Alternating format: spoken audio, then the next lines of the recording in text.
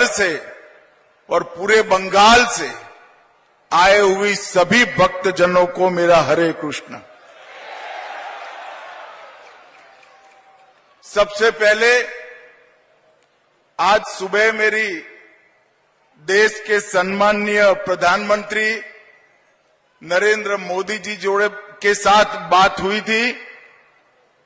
मैंने उनको कहा कि आज मैं सरस्वती ठाकुर महाराज की 152वीं जयंती में मायापुर जा रहा हूं। उन्होंने बड़े मन से और भाव से आप सभी को हरे कृष्ण कहा है।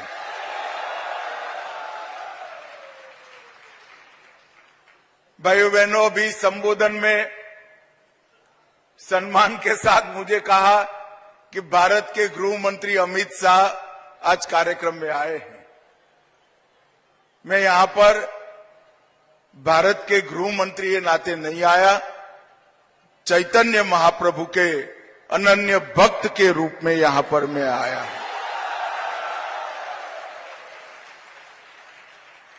कई बार मायापुर आने का विचार हुआ, बदलता गया।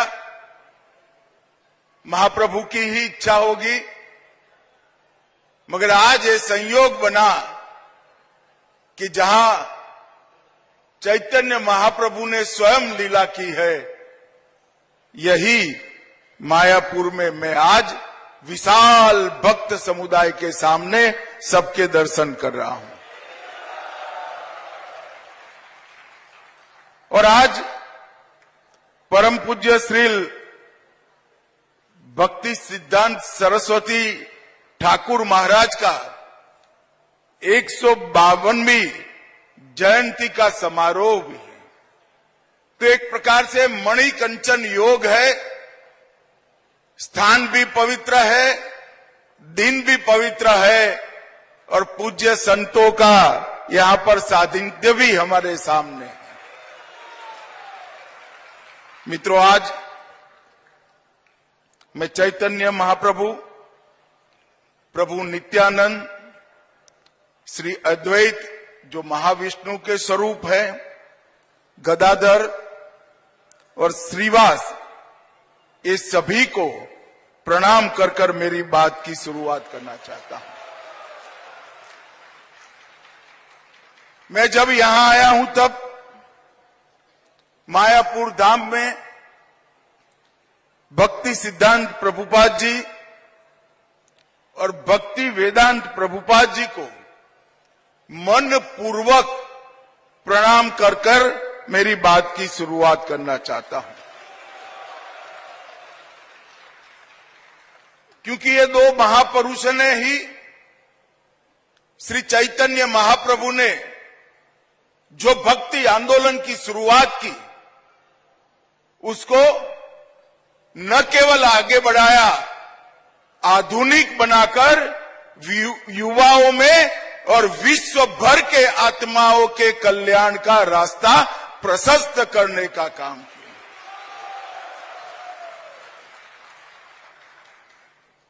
श्री चैतन्य महाप्रभु ने एक ही जीवन काल के अंदर देश और दुनिया के कई अंधकार के अन्य अज्ञान के अंधकार से पीड़ित आत्मा के उद्धार का, भक्ति का रास्ता प्रशस्त किया।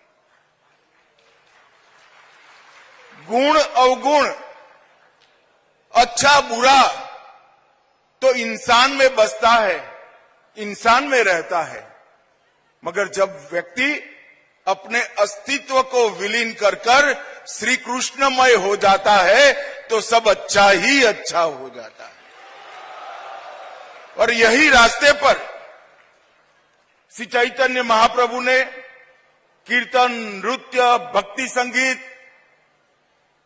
और गीता का अगाध संदेश बहुत सरल तरीके से पूरे पूर्वी भारत में उत्तर पूर्व तक, नॉर्थ ईस्ट तक पहुंचाकर कई अज्ञानी जीवन में प्रकाश का उजियारा, भक्ति का दीपक प्रगटाने का काम किया। और वही आंदोलन को परम पूज्य भक्ति सिद्धांत प्रभुपाद और पूज्य भक्ति वेदांत प्रभुपाद ने न केवल आगे बढ़ाया, इसको आधुनिकता के साथ जोड़कर युवाओं को और समग्र विश्व को अपने आत्मा के कल्याण का रास्ता प्रशस्त किया। आज बहुत पवित्र दिन है। चैतन्य महाप्रभु के प्रिय सेनापति और गौड़ीय मत के संस्थापक, जिनको हमारे गुजरात में युग आचार्य भी कहते हैं, श्री भक्ति सिद्धांत सरस्वती ठाकुर प्रभुपाद का आज 152वां जयंती है। और आप सभी लोग श्री कृष्ण के, भगवान नरसिंह के और श्री भक्ति सिद्धांत सरस्वती ठाकुर प्रभुपाद के गुणगान करने के लिए यहां आए हैं। मैं भी आज बहुत समय से जो टलता जाता था, वो स्थान का मुझे भी यहां आकर मेरी चेतना को जागरूक करने का मौका मिला है। इसलिए मैं मठ के सभी लोगों का बहुत बहुत धन्यवाद करना चाहता हूं। कोई व्यक्ति अपने एक जीवन में 1 अरब बार श्री कृष्ण जाप का संकल्प ले, वो ही बड़ी बात है। एक कोई व्यक्ति तय करे कि मैं मेरे जीवन में 1 अरब बार प्रभु श्री कृष्ण का जाप करूंगा, ऐसा संकल्प लेना ही बड़ी बात है। मगर अपने जीवन के कालखंड में वो संकल्प पूरा करने का काम श्री भक्ति सिद्धांत सरस्वती ठाकुर जी ने किया। ये दुनिया के लिए एक अनुकरणीय उदाहरण है। एक जीवन में 1 अरब बार श्री कृष्ण का नाम स्मरण, एक बार भक्ति के साथ श्री कृष्ण का नाम स्मरण करने से ही चेतना जागृत होती है, ऊर्जा की प्राप्ति होती है। कई सारे मन के सामने पड़े हुए अज्ञान के अंधकार दूर हो जाते हैं। हम कल्पना कर सकते हैं कि एक व्यक्ति ने एक जीवन में 1 अरब बार श्री कृष्ण का नाम जप किया, वो व्यक्ति ने अपने जीवन को सच अर्थ में श्री कृष्णमय कर दिया। और वही रास्ता उन्होंने गौड़ीय मठ के माध्यम से सबके सामने रखने का काम किया। आज कदाच 100 साल के बाद कोई ये बात को बोलेगा तो दुनिया में इसको मानने के लिए कोई तैयार नहीं होगा कि 1 अरब श्री कृष्ण नाम स्मरण कोई कर सकता है। श्री भक्ति सिद्धांत स्वामी जी ने धर्म को कई प्रकार की मान्यताओं की रूढ़ियों से बाहर निकालने का काम किया। उन्होंने एक सिद्धांत प्रस्तापित किया कि आधुनिकता धर्म की दुश्मन नहीं है, आधुनिकता से ही धर्म आगे बढ़ता है, वो धर्म की साथी है। और एक जमाने में प्रिंटिंग प्रेस को वर्ज्य माना जाता था। सुनना, याद करना, इसके माध्यम से ही भक्ति पनपती थी, बढ़ती थी, फैलती थी। उन्होंने प्रिंटिंग प्रेस को बृहत मृदंग का नाम देकर ये बताया कि मृदंग की आवाज तो कुछ दूर तक जाती है, मगर प्रेस में छपी पुस्तक 7 सागर बाहर जाकर भी भक्ति का प्रचार करती है। और ये रूढ़ी तोड़ने में बड़ी हिम्मत चाहिए मित्र। जब श्री कृष्ण के प्रति भक्ति अचल हो, अनन्य हो, उसके प्रति श्रद्धा दृढ़ हो तभी रूढ़ियों को तोड़ने का साहस आ सकता है।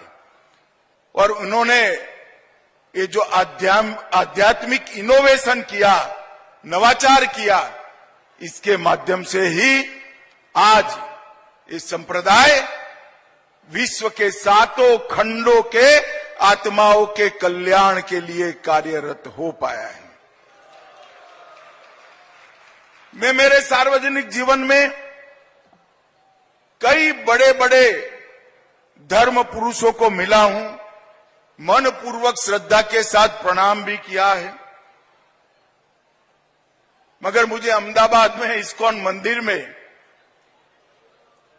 एक साधु ने बताया कि जब कोई शिष्य उनको प्रणाम करता था तो वो सामने से कहते थे दासोस्मि, मतलब मैं तुम्हारा सेवक हूं।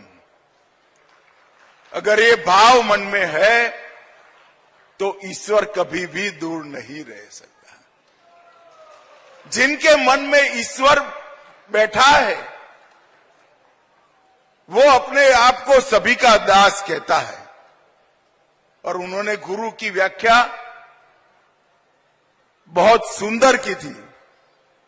उन्होंने कहा, जिस दिन गुरु सोचने लगता है कि मैं गुरु हूं, तो गुरु शब्द में से ऊ निकल जाता है और गरु ही बच जाता है। गरु का मतलब जानवर होता है। गुरु वही है जो सबके सेवक के भाव से शिष्य को बड़ा करे, छोटे से बड़ा करने वाला ही गुरु होता है। जिसकी समझ छोटी है, ज्ञान छोटा है, इसकी समझ और ज्ञान को बड़े करने वाला ही गुरु है। और मैं आज भक्ति सिद्धांत स्वामी प्रभुपाद को मन पूर्वक कहना चाहता हूं कि आप एक सच्चे गुरु थे और गुरु पद का परिचय भी समग्र विश्व को आपने कराया है। इन्होंने जाति के बंधनों को तोड़ने के लिए भी ढेर सारे काम किए। महाभारत काल के बाद पहली बार भक्ति सिद्धांत प्रभुपाद जी ने, जो जन्म से ब्राह्मण नहीं थे, उनको यज्ञ पवित देकर उनको ब्राह्मण बनने का अधिकार दिया। उन्होंने कई प्रकार की रूढ़ियों को तोड़ा और युक्त वैराग्य की नई व्याख्या समाज के सामने की कि वैराग्य का मतलब दुनिया को छोड़ना नहीं है। दुनिया की हर वस्तु को श्री कृष्ण की सेवा में लगाना ही वैराग्य है।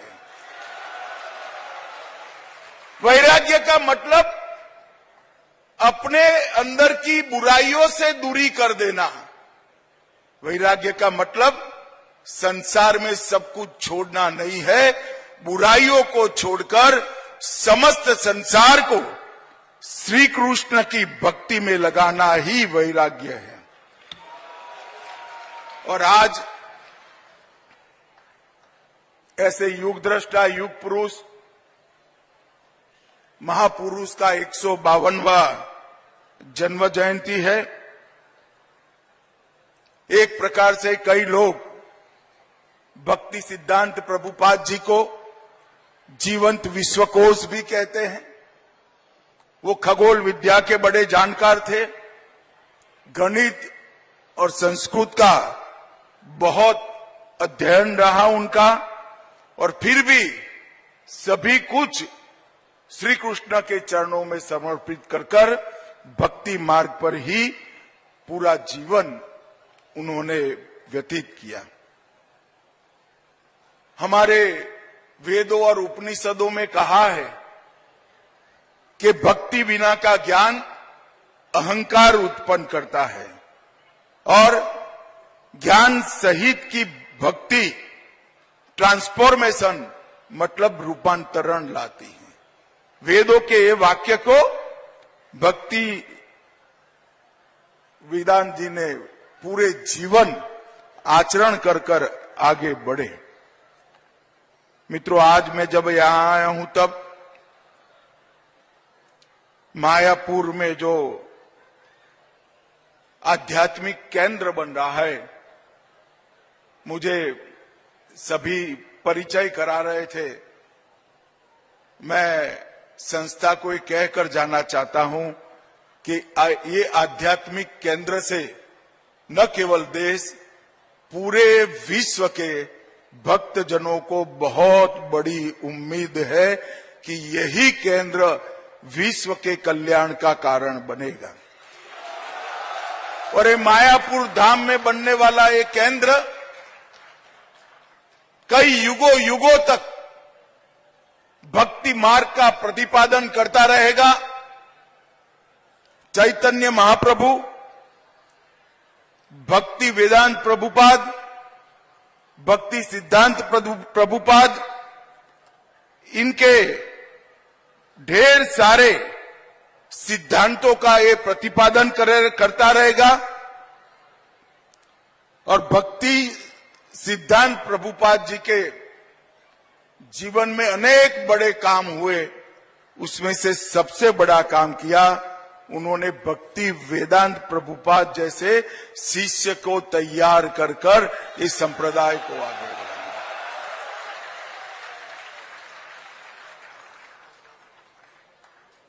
और जब हम आज भव्य इस्कॉन आंदोलन को पूरे विश्व में फैला हुआ देख रहे हैं, तो भक्ति वेदांत प्रभुपाद जी और उनके प्रेरणा स्रोत भक्ति सिद्धांत प्रभुपाद जी, ये दोनों के जीवन का ही सारा कर्म फल है कि आज इस्कॉन पूरी दुनिया में फैलकर सनातन धर्म की ध्वजा को पूरी दुनिया में पहुंचा रहा है। मतुआ समाज ने भी समाज कल्याण की भावना को हमेशा आगे बढ़ा है। श्री श्री हरिचंद ठाकुर जी और श्री श्री गुरुचंद ठाकुर जी ने समग्र विश्व को इस संप्रदाय से जोड़ने का काम किया। और इस्कॉन की कई सारी उपलब्धियां हैं। इसमें सबसे बड़ी उपलब्धि है, मैं भारतीय जनता पार्टी के अध्यक्ष के नाते और देश के गृह मंत्री नाते देश के हर राज्यों में कई बार भ्रमण करा हूं। हर राज्य की अलग भाषा है, कई राज्य में तो अनेक भाषाएं हैं, मगर मुझे हर भाषा में गीता जी की पुस्तक मिली है और वो इस्कॉन के माध्यम से ही छपी हुई है।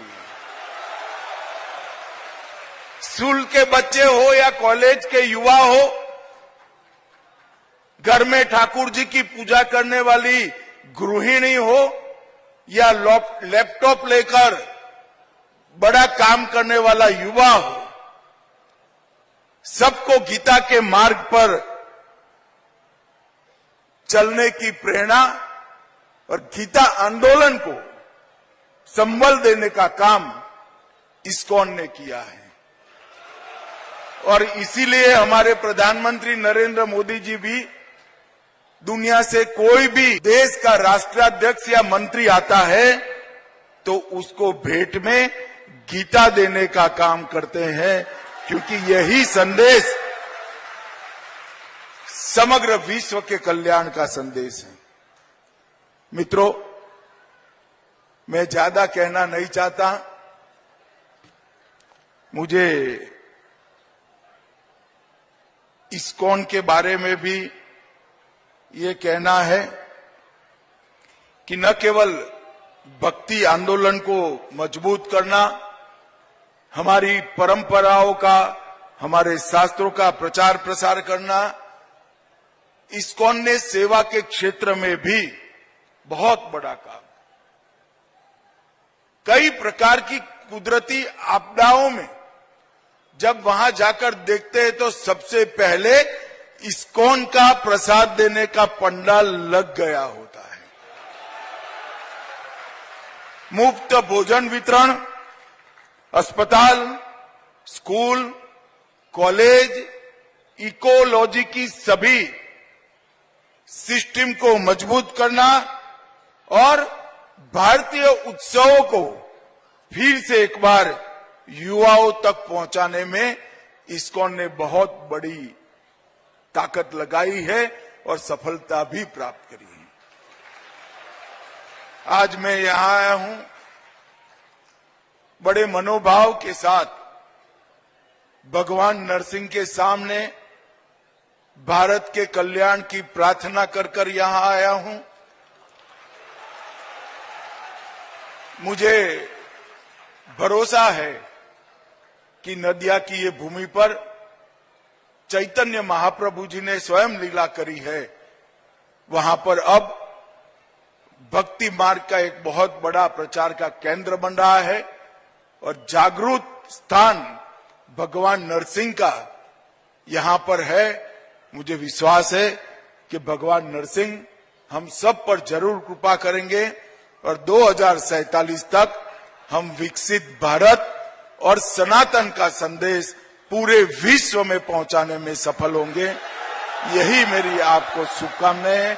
फिर से एक बार मुझे यहाँ इस कार्यक्रम में सम्मिलित होने के लिए गौड़ीय मठ ने बुलाया, यहाँ उपस्थित रहने का मौका दिया और मेरे विचार आपके सामने रखने का मौका दिया। इसलिए गौड़ीय मठ संस्था का हृदयपूर्वक धन्यवाद करता हूं।